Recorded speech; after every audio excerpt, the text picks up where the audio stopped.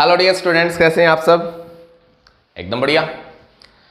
तो dear students, आज हम पढ़ेंगे स्टार्टिंग में फ्लेमिंग राइट हैंड रूल पढ़ेंगे और उसके बाद हम न्यूमेरिकल प्रॉब्लम्स करेंगे मोशनल ईएमआई के ऊपर। ठीक है, तो फ्लेमिंग राइट हैंड रूल, एक फ्लेमिंग लेफ्ट हैंड रूल था, अब दूसरा पढ़ रहे हैं फ्लेमिंग राइट हैंड रूल। तो फ्लेमिंग राइट हैंड रूल है क्या? ध्यान से सुनो कि भाई ये अपना राइट हैंड, ये राइट हैंड, ठीक है। तो इस राइट हैंड के अंदर ये राइट हैंड बना लेते हैं हम इस तरीके से, ठीक है। ये हो गया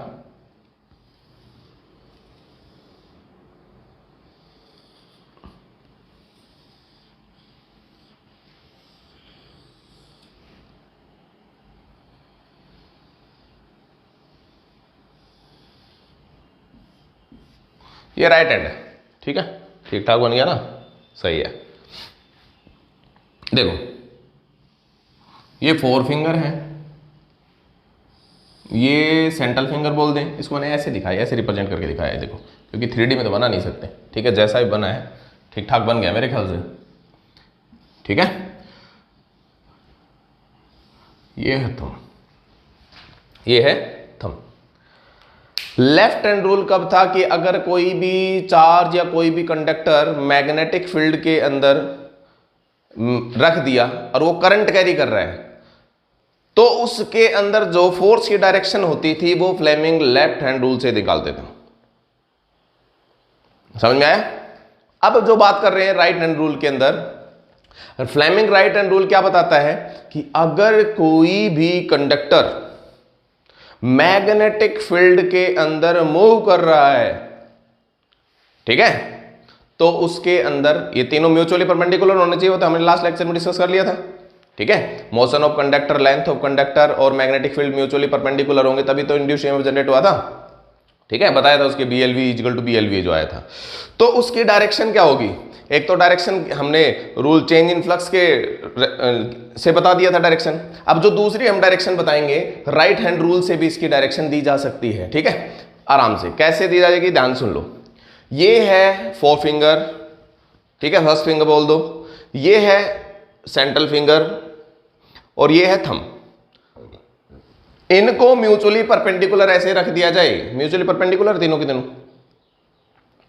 तो जो फर्स्ट जो फिंगर है या फोर फिंगर है वो देगी, वो अगर डायरेक्शन ऑफ मैग्नेटिक फील्ड में हो, डायरेक्शन ऑफ मैग्नेटिक फील्ड में, ये वाली finger direction of magnetic field में हो, और जो थंब है उधर हम कंडक्टर को मूव करवा रहे हैं, मोशन ऑफ कंडक्टर है, तो जो सेंट्रल फिंगर है वो डायरेक्शन ऑफ करंट देगी। वो क्या है? Direction of current. F force मतलब मोशन ऑफ कंडक्टर, फोर्स होगा तभी मोशन ऑफ कंडक्टर होगा। F B मैग्नेटिक फील्ड और I इंड्यूस्ड करंट। I क्या होगा? Induced current. तो देखिए इधर कि भाई ये मैंने क्या बताया, सेंट्रल फिंगर, ये मैग्नेटिक फील्ड की डायरेक्शन है। कैसी फिंगर है? फोर फिंगर, फोर फिंगर है। किसकी डायरेक्शन देगी? मैग्नेटिक फील्ड की। ये मैग्नेटिक फील्ड की डायरेक्शन देगी, ठीक है। ये फिंगर है सेंट्रल फिंगर, ये इंड्यूस्ड करंट, और ये थंब क्या है? थंब फोर्स बोल दो,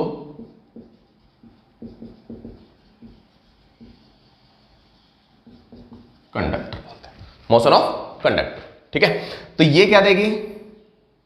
I induced current, induced current, ठीक है।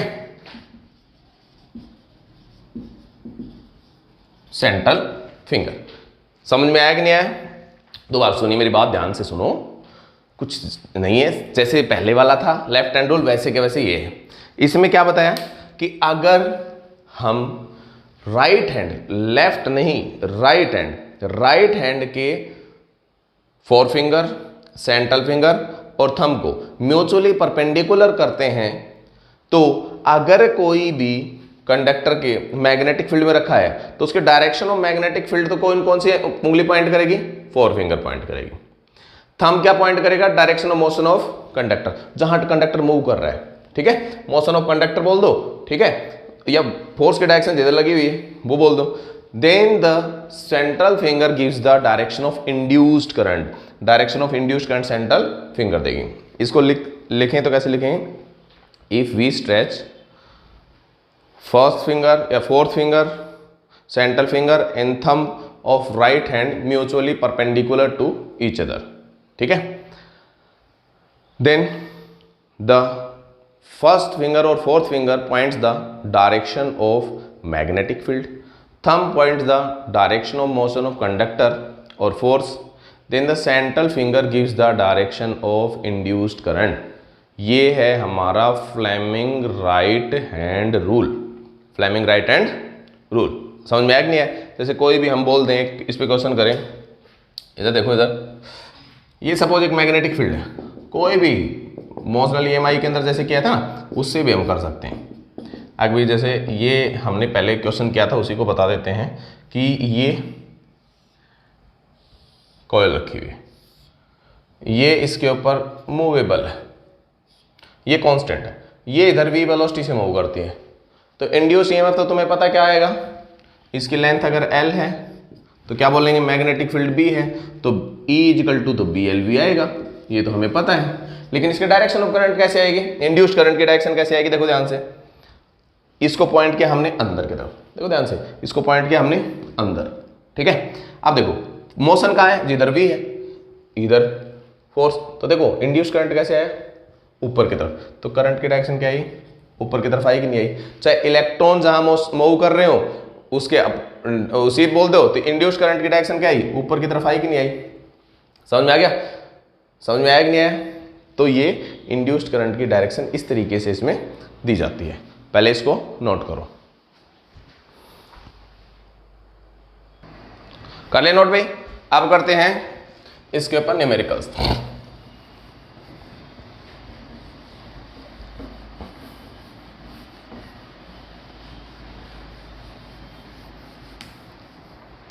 डायरेक्शन इसे वेक्टर से भी दे सकते हैं, डायरेक्शन फ्लक्स इंक्रीजिंग डिक्रीजिंग को देख के भी दे सकते हैं, डायरेक्शन हम फ्लेमिंग राइट हैंड रूल से भी दे सकते हैं, ठीक है। चलो क्वेश्चन नंबर देखो, क्वेश्चन नंबर फर्स्ट, एक राइट एंगल ट्राइंगल है,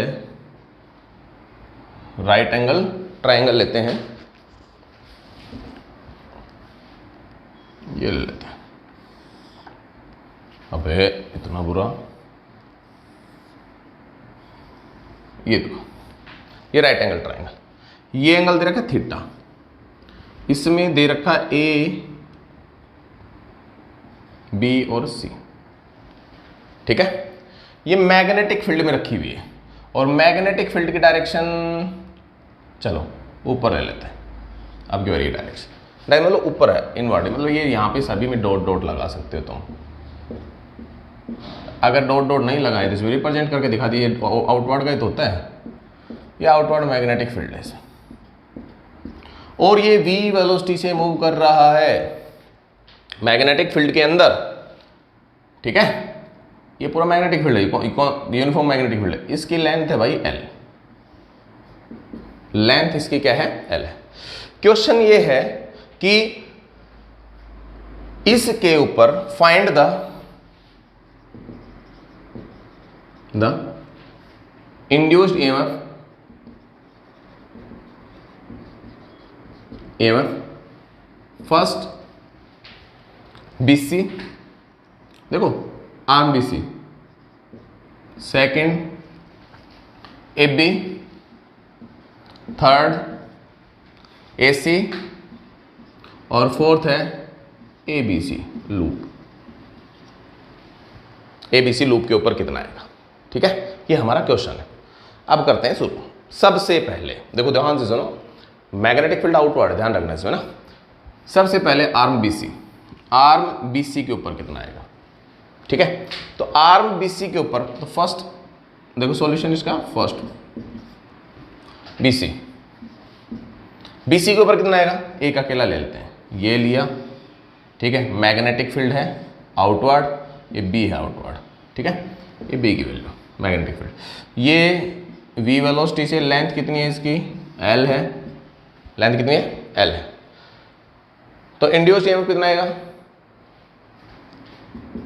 कितना, BLV।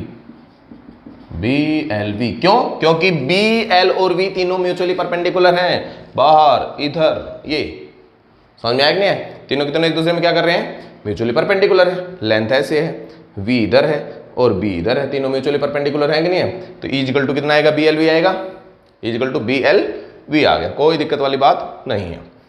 ठीक है भाई, चलो अब देखो इसके अंदर direction Fleming right hand rule, left मत लगा देना, दोनों है अब right hand rule. Magnetic field motion, देखो magnetic field outward, motion of conductor इधर है, करंट नीचे, तो करंट की डायरेक्शन क्या आएगी इसमें बताओ, नीचे की तरफ आएगी। तो इसमें अगर मैं बनाना चाहूँ तो इसका ये भी बना सकता हूँ, ये लेके, और बैटरी करंट नीचे की तरफ है, करंट नीचे आया था ना, देखो ध्यान से, नीचे की तरफ आया था, करंट नीचे आएगा तो करंट नीचे तब हो सकता है जब ये नेगेटिव और ये पॉजिटिव हो। इंड्यूस्ड ईएमएफ ये आ गया कि नहीं आ गया, ठीक है। E इक्वल टू BLV, और करंट की डायरेक्शन कहाँ आएगी, नीचे। तो I का अगर रेजिस्टेंस दे रखा हो तो I इक्वल टू E/R कर सकते हैं हम, समझ में आया कि नहीं है। तो देखो ये आ गया फर्स्ट। सेकंड देखिए, इसको थोड़ा साइड में कर देते हैं, E इक्वल टू BLV। ये देखो, ये इसके बाद ये सेकंड क्या था भाई, आर्म AB। देखो इधर ध्यान से, ये आर्म क्या है, AB, ये आर्म है AB। अब इसकी लेंथ है हमें नहीं दे रखी, कोई बात नहीं, लेकिन ये इसकी वेलोसिटी हमें पता है V, इधर ये। अगर हमने बताया था अगर किसी आर्म है उसकी लेंथ के पैरेलल वेलोसिटी हो तो उसमें इंड्यूस्ड ईएमएफ कितना होता है, E equal to 0। E equal to क्या हो गया, 0। समझ में आया कि नहीं आया, क्यों, क्योंकि E इक्वल टू BLV। अब देखो V ये इधर है, तो V की वैल्यू निकालेंगे तो E equal to V cross B dot L था ना, V cross B dot L। अब देखो V क्रॉस B, इसकी डायरेक्शन पैरेलल टू तो क्या आएगी, देखो ये V क्रॉस B है, V क्रॉस B की वैल्यू क्या आएगी, V क्रॉस B में क्रॉस प्रोडक्ट में जिस प्लेन में V और B होंगे उसके परपेंडिकुलर तो आएगी। अब देखो L तो उसी के पैरेलल है और इसके क्या आएगी, परपेंडिकुलर, तो डॉट प्रोडक्ट तो उसका क्या हो जाएगा, 0 हो जाएगा ना। cos 90 की वैल्यू कितनी होती है, 0। समझ में आएगी नहीं है, क्योंकि V क्रॉस B की वैल्यू क्या आएगी, परपेंडिकुलर टू L आएगी, और परपेंडिकुलर टू L आएगी, इसका मतलब थीटा की वैल्यू कितनी हो जाएगी, 90, cos 90 की वैल्यू क्या हो जाएगी, 0। तो दोनों से निकाल सकते हैं, या प्रमाण ये याद कर लो कि भाई पैरेलल होगी तो उसकी हमेशा इंड्यूस्ड ईएमएफ कितना आएगा, 0 आएगा। इसके बाद देखो थर्ड क्या है, आर्म AC। आर्म AC को हम निकालें तो इधर करता हूँ, आर्म AC को थर्ड इधर कर लेते हैं, थर्ड आर्म AC देखो इधर। तो एक बात बताओ, ये L है, ये थीटा है, तो इस लेंथ की वैल्यू कितनी होगी पहले तो ये बताओ, साइन थीटा। तो लेंथ की देखो, इसकी लेंथ की value sine theta is equal to कितना, परपेंडिकुलर L अपॉन इसकी वैल्यू कितनी होगी, सपोज मान लेते हैं लेंथ मान लेता हूँ L डैश, तो L डैश की वैल्यू कितनी है, L अपॉन साइन थीटा एक नहीं है, L डैश की वैल्यू आ गई। अब देखो ये V इसकी किधर है, इधर है, ये भी तो V इधर, ये V से मूव करेगा तो ये भी तो मूव करेगा, ये एंगल थीटा तो ये एंगल कितना होगा, थीटा। तो देखो इसमें ये वैल्यू कितनी आएगी, V साइन थीटा। तो इस लेंथ के परपेंडिकुलर कितनी वेलोसिटी, इस लेंथ के परपेंडिकुलर जो वेलोसिटी होती है वही तो लेंगे, तो परपेंडिकुलर वेलोसिटी कौन सी है, V साइन थीटा। तो E इक्वल टू कितना होता है, B।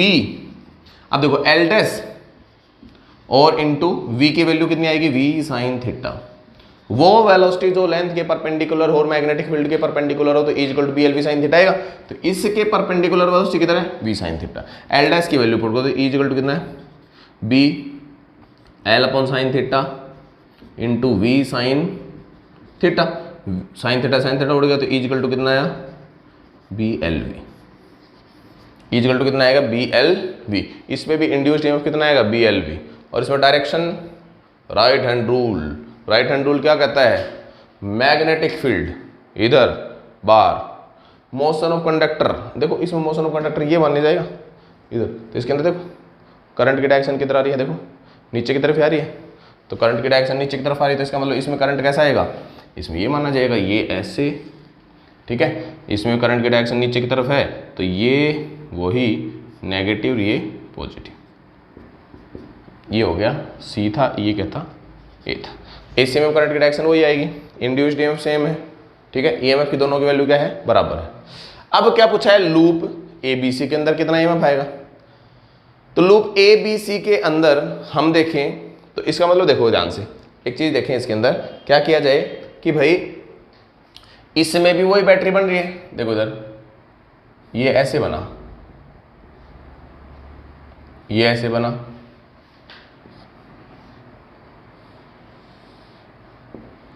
ठीक है, प्लस माइनस प्लस माइनस, ठीक है। तो इंड्यूस्ड ईएमएफ है और इसमें लूप में करंट पूछा है, लूप में करंट पूछा जाएगा, लूप में क्या पूछा जाएगा, करंट। समझ में आएगा नहीं है? तो देखो ध्यान से, इस लूप के अंदर जो करंट आएगा, तो एक बात बताओ, नीचे इसका जितना है उतना इधर है कि नहीं है, दोनों की वैल्यू बराबर है। तो कभी भी इसमें जो लूप में जो इसका करंट आएगा उतना ही करंट ये आएगा, तो नेट करंट कितना है लूप के अंदर, 0। तो कभी भी ऐसे क्लोज लूप को किसी कांस्टेंट मैग्नेटिक फील्ड के अंदर मूव करवाया जाता है तो उसमें इंड्यूस्ड करंट की वैल्यू कितनी होती है, 0 होती है। हमेशा याद रखना कि किसी भी लूप के अंदर, कोई भी लूप है, क्लोज लूप होनी चाहिए, लेकिन कंडीशन क्या है, क्लोज लूप। क्लोज लूप को हम मैग्नेटिक फील्ड में मूव करवाएंगे, कांस्टेंट मैग्नेटिक फील्ड में, तो उसके अंदर हमेशा इंड्यूस्ड करंट की जो वैल्यू होगी वो हमेशा 0 होगी। तो इसकी वैल्यू कितनी आएगी, 0। फटाफट से नोट कीजिए, कर ले नोट भाई। ये पता लग गया ना इंड्यूस्ड ईएमएफ 0 कैसे आया इसका। अरे दूसरे तरीके से और देखा जाए तो हम इस तरीके से सोच सकते हैं, अभी इसका टोटल फ्लक्स क्या है, मैग्नेटिक फील्ड कांस्टेंट है, मैग्नेटिक फील्ड की वैल्यू क्या है, कांस्टेंट है। अब मैग्नेटिक फील्ड कांस्टेंट आ गया, वेलोसिटी इसका मैग्नेटिक फील्ड में, इसका अंदर का फ्लक्स कितना, एरिया एक बार जितना चेंज हो गया, तो एरिया फ्लक्स चेंज नहीं हो रहा भाई, फ्लक्स कहाँ चेंज हो रहा है, ये तो लगातार वेलोसिटी से उतनी मैग्नेटिक फील्ड के अंदर मूव कर रहा है। नॉन यूनिफॉर्म होता तब तो अलग बात होती, लेकिन ये इसमें यूनिफॉर्म मैग्नेटिक फील्ड है, तो मैग्नेटिक फील्ड में फ्लक्स चेंज नहीं हो रहा, तो फ्लक्स चेंज नहीं हो रहा तो इंड्यूस्ड ईएमएफ नहीं आएगा। दूसरे तरीके से ऐसे भी सोच सकते हैं उसको, ठीक है भाई। अब सुनिए ध्यान से,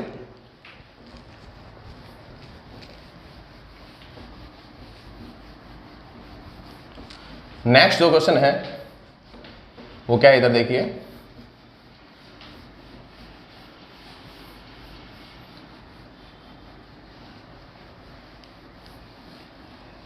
इधर देखो, ये एक सर्कुलर कॉपर रिंग है, ठीक है, जिसकी रेडियस है r, जिसकी रेडियस है r। ए पॉइंट है, ये बी पॉइंट है, ये सी पॉइंट है, ये D point, A B C D point, ठीक है।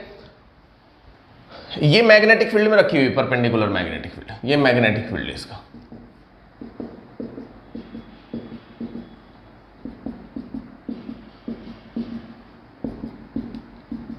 ये मैग्नेटिक फील्ड, ये v वेलोसिटी से इधर मूव कर रही है, v वेलोसिटी से क्या कर रही है, मूव कर रही है। इसकी रेडियस है भाई स्मॉल r ले लेते हैं, रेडियस कितने, स्मॉल r। क्वेश्चन क्या है, find the first maximum and minimum value of induced EMF in the ring, ठीक है। और मैक्सिमम और minimum value of induced EMF की वैल्यू कितनी होगी, समझ में आ गया।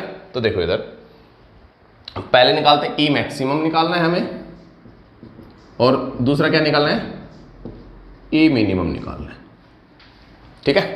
तो ई मैक्सिमम ई मिनिमम क्या होगा, ध्यान सुनो, ये वी वेलोसिटी से इधर मूव कर रहा है, तो देखो ये पॉइंट है, ये पॉइंट है, तो इसमें एक तो ये बन जाएगा, वी वेलोसिटी से ये ए पॉइंट था और ये कितना था, सी पॉइंट, ठीक है। ये डिस्टेंस कितनी होगी, 2r होगी। तो E इक्वल टू कितना हो गया भाई, मैग्नेटिक फील्ड तो इनवर्ड है, तो E इक्वल टू कितना हो गया, BLV होता है, तो E equal to B, L की वैल्यू 2R इंटू V, तो E इक्वल टू BRV होगी कि नहीं होगी, BRV। ये पॉइंट कौन सा है, VA माइनस VC होगा कि नहीं होगा, 2BRV। अरे पोटेंशियल डिफरेंस तो इस पॉइंट पे एंड पे, यही तो इंड्यूस्ड ईएमएफ होता है, इन दो पॉइंट पे क्या है, पोटेंशियल डिफरेंस पूछे, तो यही तो बात है। तो ये ई मैक्सिमम होगा क्योंकि इससे ज़्यादा हो ही नहीं सकता, ठीक है। मैक्सिमम पॉइंट ये है, परपेंडिकुलर मूव कर रहा है तो इसकी वैल्यू कितनी है, वी ए माइनस वी सी। तो ई मैक्सिमम की वैल्यू आ गई 2BRV, या इसमें मैंने V A minus V C इसलिए करके दिखाया क्योंकि पोटेंशियल डिफरेंस पूछ रहे, we find the value of V A minus V B या V A minus V C. ठीक है, तो जो भी वैल्यू हम इस तरीके से निकाल सकते हैं। दूसरा, ई मिनिमम की वैल्यू, ई मिनिमम की वैल्यू क्या होगी, ये पैरेलल वाला, तो ये हम ये ले लें, ये पैरेलल पॉइंट है भाई, परपेंडिकुलर में मैक्सिमम होती है, पैरेलल में मिनिमम होती है, बाकी तो उनके बीच में ही होंगी। तो इसकी वैल्यू क्या होगी, यहाँ से लेके तो ये पॉइंट क्या था डी और ये पॉइंट क्या था बी। ठीक है, इधर ही मूव कर रहा है वी वेलोसिटी से, परपेंडिकुलर मैग्नेटिक फील्ड इनवर्ड है, इसमें भी मैग्नेटिक फील्ड कितना था, इनवर्ड था।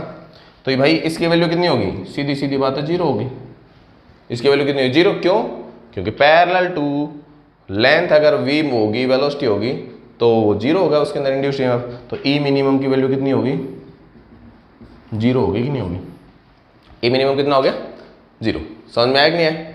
इसमें हम और भी निकाल सकते हैं, कुछ एक दो क्वेश्चन और भी कर सकते हैं इसी के अंदर। जैसे ये तो हो गया कंप्लीट, इसी में पूछा जाए कि भाई find the V A minus V D. अब कैसे निकालेंगे, अब V A minus V D निकालना पड़े तो इसका मतलब ये लेंथ होगी। ठीक है, ये 90 डिग्री है, सर्कुलर रिंग है, ये आर है, तो ये भी कितनी होगी आर। तो इसकी वैल्यू कितनी होगी, √2r। ये लेंथ कितनी होगी, √2r।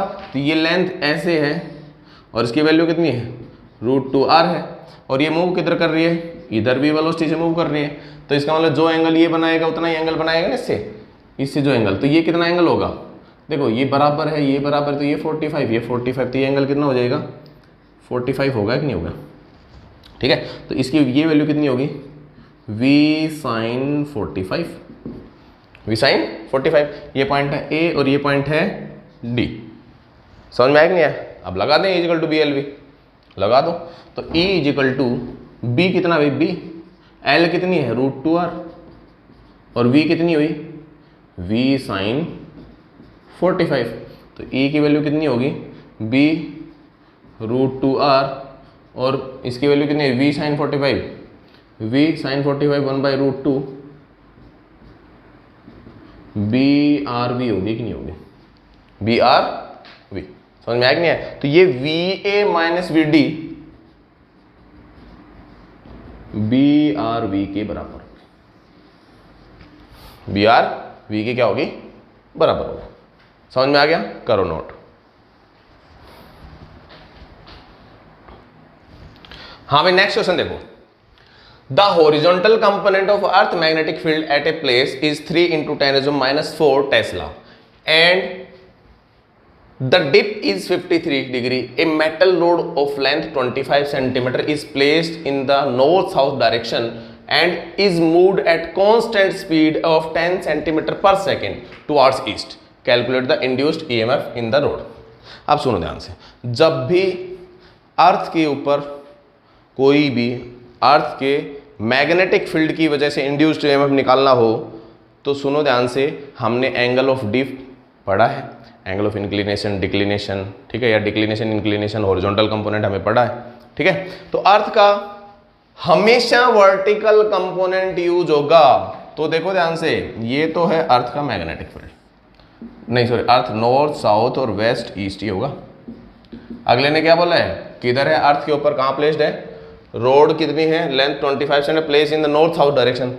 नॉर्थ साउथ डायरेक्शन ये है एक रोड, या इसको अलग ही बना देते हैं, यहाँ बना देता हूँ, ये नॉर्थ साउथ डायरेक्शन ये है, ये एक रोड ले ली, कितनी सेंटीमीटर की है, 25 सेंटीमीटर की है ये, एल आ गई इसकी वैल्यू।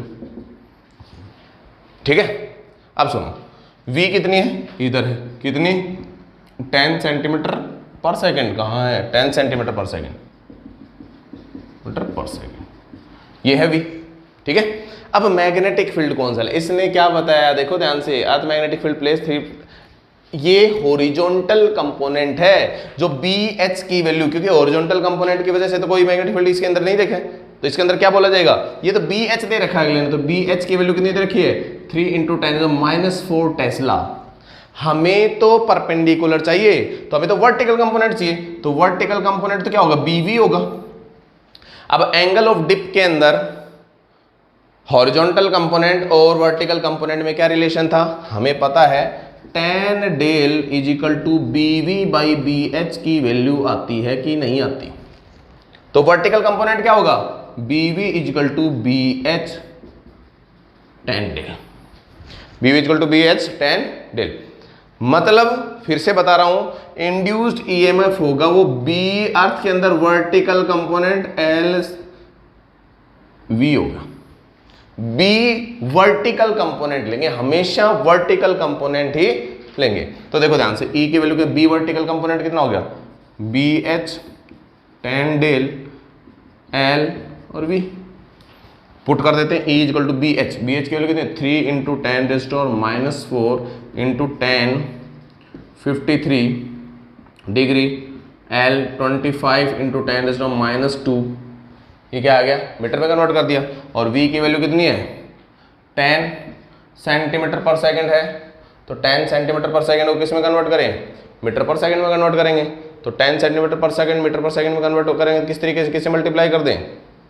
भाई सेंटीमीटर पर सेकंड है तो 10 सेंटीमीटर इक्वल टू सेंटीमीटर मतलब 10⁻², तो इंटू 10⁻⁻² से मल्टीप्लाई कर देते हैं, क्योंकि देखो सेंटीमीटर में कितने मीटर होते हैं? 10⁻² होंगे ना, तो 10⁻²। ये वैल्यू आ गई कि नहीं आ गई? ये मीटर पर सेकंड में आ गई, ये E की वैल्यू आ गई। अब tan डेल, tan 53 की वैल्यू कितनी होती है? ट्राइंगल बनाइए, 53 एंगल 37, ठीक है, छोटे के सामने छोटा 3 4 और 5, tan 53 इक्वल टू परपेंडिकुलर 4, अब बेस कितना हो गया? 3। देखो परपेंडिकुलर अपॉन बेस, ठीक है, perpendicular base tan theta equal to perpendicular base होता ही नहीं होता। परपेंडिकुलर 4/3, 4/3 आ गई इसकी वैल्यू। अब इसकी वैल्यू पुट कर दो तो E इक्वल टू कितना है? 3 into 10⁻⁴ into 4/3 into 25 into 10⁻² into 10 into 10⁻², जो कटे उसको काट दो। कितना कट रहा है? देखो -2 -4, तो एक कट गया तो -1 बच गया यहाँ पे। अब काउंट कर लो, इसकी वैल्यू कितनी आई? -1 -2 -3 और -7, 3 से 3 कट गया तो 25 चौका 100, तो ये कितना आया? 100 इंटू 10⁻⁻7, तो ये कितना आया? 10⁻⁻5 वोल्ट। ये E की वैल्यू आ गई। देखो ध्यान से, क्योंकि देखो -4 25 चौका 100 हो गया, -4 -2 -1 -7 और 100 को करोगे तो -5, तो 10⁻⁻5 वोल्ट क्या आ गया? इसका इंड्यूस्ड ईएमएफ आ गया। ठीक है, इसमें सिर्फ सोचने वाली बात यह है, हमेशा वर्टिकल कंपोनेंट लेना है। हॉरिजॉन्टल कंपोनेंट की वैल्यू मिलेगी तो tan del equal to BV by BH होता है, BV की वैल्यू BH tan डेल होगा। तो वर्टिकल कंपोनेंट मतलब अर्थ के इनवर्ड। समझ में आएगा नहीं? डेल डिप की वैल्यू रखे ना, तो भाई कहीं पे भी है मैग्नेटिक फील्ड, तो कुछ तो इधर होगा और कुछ मैग्नेटिक फील्ड इधर होगा, तो हमें वर्टिकल वाला लेना है, हॉरिजॉन्टल कंपोनेंट का मैग्नेटिक फील्ड नहीं लेना है। नोट कीजिए। नेक्स्ट क्वेश्चन देखिए भाई,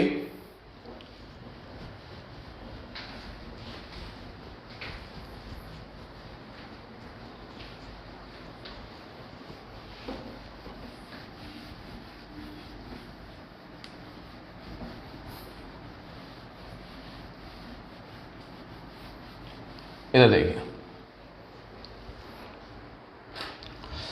ये एक नेटवर्क दे रखा है, ये ऐसे है, ये मैग्नेटिक फील्ड है,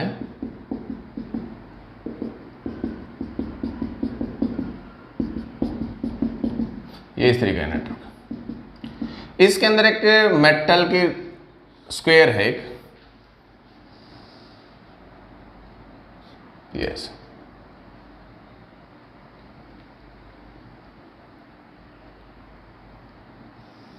एक स्क्वायर, ये नेटवर्क दे रखा है।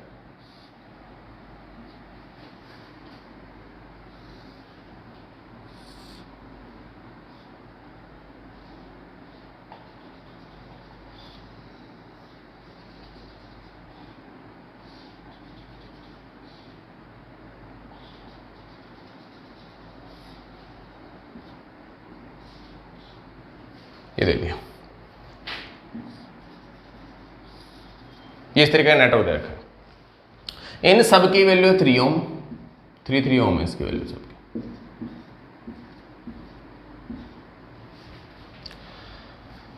ये वी नोट वेलोसिटी से इधर मूव कर रहे हैं, इसकी साइड है 10 centimetre, magnetic field B equal to 2 tesla है, ये बी की वैल्यू दे रखी है, 2 टेस्ला मैग्नेटिक फील्ड में मूव कर रहा है। जो इस कॉपर की रिंग है इसका रेजिस्टेंस, पूरी रिंग का रेजिस्टेंस आर इक्वल टू 1 ओम, इसका, ठीक है, इसका रेजिस्टेंस आर इक्वल टू 1 ओम। समझ में आ गया? अगर ये वी नोट वेलोसिटी से बाहर जाता है तो करंट जो इस लूप में आता है, करंट आता है, देखो बाहर आ रहा है, ये इधर से इससे बाहर आ रहा है, ठीक है। तो करंट की वैल्यू जो दे रखी है, इंड्यूस करंट दे रखा है, वो तो 1 मिली एम्पियर दे रखा है, 1 milli ampere. Then find V naught, V naught की वैल्यू हमें फाइंड करनी है। ये पूरा नेटवर्क बाहर आ रहा है, तो हमें क्या फाइंड करनी है? वी नोट की वैल्यू फाइंड करने की। इसकी वी नोट की वैल्यू क्या होगी? सुनो ध्यान से। सबसे पहले तो रेजिस्टेंस निकाला जाएगा। ये क्या बन गया? व्हीटस्टोन ब्रिज बन गया। इसका मतलब ये तो पता है हमें पहले से कि ये बीच वाला रेजिस्टेंस काम नहीं करेगा, P upon Q equal to R upon S, ठीक है। तो ये बीच वाला काम नहीं करेगा। इस नेटवर्क का रेजिस्टेंस कितना आएगा? ये इस तरीके से बन गया, यहाँ बना दूं। ये रेजिस्टेंस कैसे बन गया? 3 3 3 और 3, ये 3 3 3 3, दोनों सीरीज में, तो इसकी वैल्यू होगी 6, दोनों सीरीज में इसकी वैल्यू होगी 6, तो दोनों पैरेलल में होगी, तो इसका रेजिस्टेंस कितने आया? इसकी वैल्यू आर इक्विवेलेंट की वैल्यू कितनी आई? 3 ओम आई कि नहीं आई बताओ? इस पूरे की रेजिस्टेंस कितना आ गया? 3 ओम। इसका रेजिस्टेंस रिंग का पहले से, इसके अंदर स्क्वायर का पहले से दे रखा है, आर इक्वल टू 1 ओम दे रखा है। Total resistance